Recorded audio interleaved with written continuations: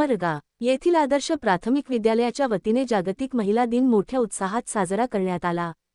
कार्यक्रमाच्या अध्यक्षस्थानी मुख्याध्यापिका मेघा देशमुख होत्या।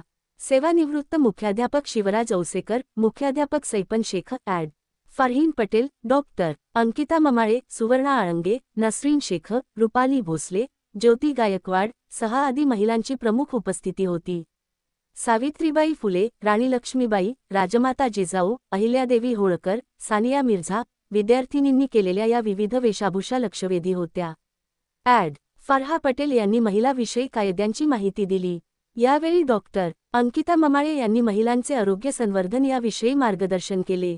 महिलांनी नियमित सकस आहार घेऊन आपले आरोग्यमान उंचवावे, गरजेपेक्षा जास्त उपवास करून अंधश्रद्धांना बळी पडू नये। शिक्षण हे आता सर्वसामान्यांच्या उंबरठ्यापर्यंत पोहोचले आहे। शिक्षणामुळे आजच्या महिला कला, क्रीडा, संगीत, न्याय, राजकारण, प्रशासन, आरोग्य, संशोधन, उच्च शिक्षण, बँकिंग या विविध क्षेत्रात नावलौकिकास पात्र झाल्या आहेत।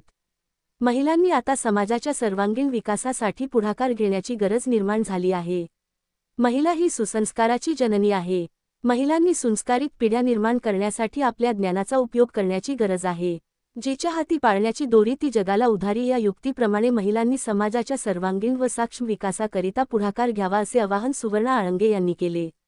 प्रास्ताविक मधुमती गायकवाड यांनी केले। सूत्रसंचालन सुवर्णा वाघमारे, सूर्यवंशी यांनी केले। सुवर्णा कांबळे, भालेराव आभार ताहेर मुलाणी यांनी मानले। व्यकंठ कोंगळे, शिवानंद आळंगे, मंगेश क्षीरसागर एकोंडे सर यांनी कार्यक्रमाच्या यशस्वीतेसाठी विशेष